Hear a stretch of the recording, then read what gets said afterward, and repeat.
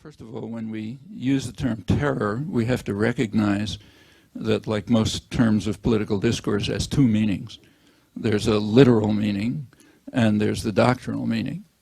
Now, in the literal meaning, terror is what's described in U.S. Code of Laws. It's the threat or use of violence to intimidate, typically against civilians, to intimidate populations for political, ideological, and other ends. Well, nobody can use that definition, because if you use that definition, it follows instantly that the United States is a leading terror state, that Britain is another leading terror state, and so on. So the literal definition, the one that's in the U.S. Code of Laws, is unusable. Then we go to the doctrinal definition, the one that's used in the media and scholarship and so on. That's the same as the official definition, but with a condition, a qualification. It only applies to what they do to us, not what we do to them. Okay, that's the doctrinal meaning. I'll now use it in the doctrinal sense. That's totally dishonest, of course. As to what to do about the threat of terror in the doctrinal sense, meaning the terror by them against us, there are a lot of things to do. One thing is to not increase the threat. That's a simple step. Don't act in order to increase the threat. Now, the U.S. consistently, and Britain, act in order to increase the threat of terror. Not because they want terror, but because it's just not a high priority. So take the invasion of Iraq. As I mentioned, that was undertaken with the expectation, since amply confirmed, that it would increase the threat of terror. They expected it. It happened. Well, one of the ways not to increase the threat of terror is not to take steps like that that'll increase it. Another, and just about unanimity on this in the among specialists and intelligence agencies, second step is to try to ask what its reasons are. What are the causes of it? And where the causes are grievances that are legitimate grievances, something should be done about those grievances, quite apart from the threat of terror. It's another way to reduce it. We have, but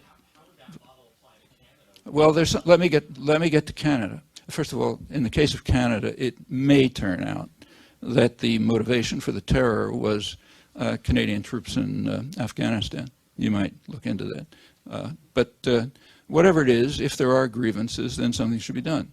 Beyond that, terror is a police problem. So if you find a terrorist cell, if it's legitimate in Canada, yeah, then you should arrest the perpetrators, and they should be subjected to trial, just as the leading terrorists should be, like the ones in the White House. But of course, we're doing it only keeping to the doctrinal sense, so it's only them against us.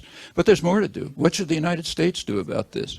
Well, actually, there is advice given, recommendations, in the 9/11 Commission report.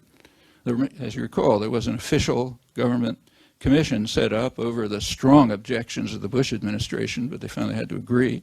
There was a commission set up that made recommendations on how to decrease the threat of terror in the United States. Well, one of them had to do with Canada.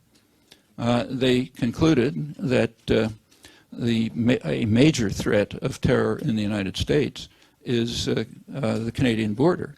It's a very long border, practically unprotected, very easy to cross. And they recommended that there be a sharp increase in border patrols on the Canadian border. That's their recommendation. Well, how'd the Bush administration respond? It responded by reducing the growth of the border patrol altogether after 9/11, increase in the border patrol reduced, and shifting it from the Canadian border overwhelmingly to the Mexican border. Okay, so I don't remember the numbers, but I think it's about 10-1 by now, per mile of surveillance of the Mexican border and the Canadian border. Well, so they're reducing the efforts to defend the United States from the potential threat of terror from Canada. They're reducing that. Again, another illustration of the fact that protection of the population from terror is just not a high priority. Okay, so for the United States, something else that could be done would be to say follow the recommendations of the 9/11 Commission. And there's a lot more. Terror is not coming from nowhere. And what you want to do is, it's easy to stand up on a pedestal and scream Islamofascism and so on and so forth. Maybe that makes you feel good. But if you want to deal with the threat of terror, you'll ask what its sources are and ask how those sources can be dealt with. I mean, what we call terrorists see themselves as a kind of a vanguard who are trying to organize a constituency to support their long-term demands. Now, their long-term demands in the case of, say, jihadi-style terror are pretty clear, and again, there's pretty near unanimity about this in the specialist community. As they put it, their goals are to defend Muslim lands from attack. And they list specific grievances, and the grievances are real. They're trying to mobilize a constituency to join them. Well, there's two ways of dealing with it. One is to ally yourself with Osama bin Laden. That's the way Bush picked. That's why the leading terrorist specialists in the United States, like Michael Scheuer, described Bush as Osama bin Laden's leading ally.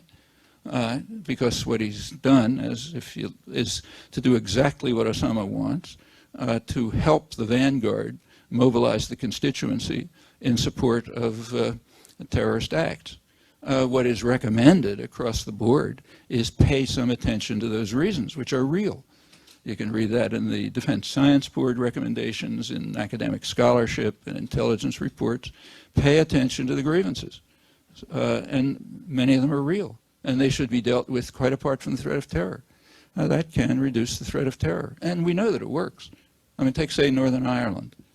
Okay, for a long time, the British reaction to terror in Northern Ireland, which was pretty serious, practically blew up the British cabinet, all sorts of things, their reaction was just to increase the violence.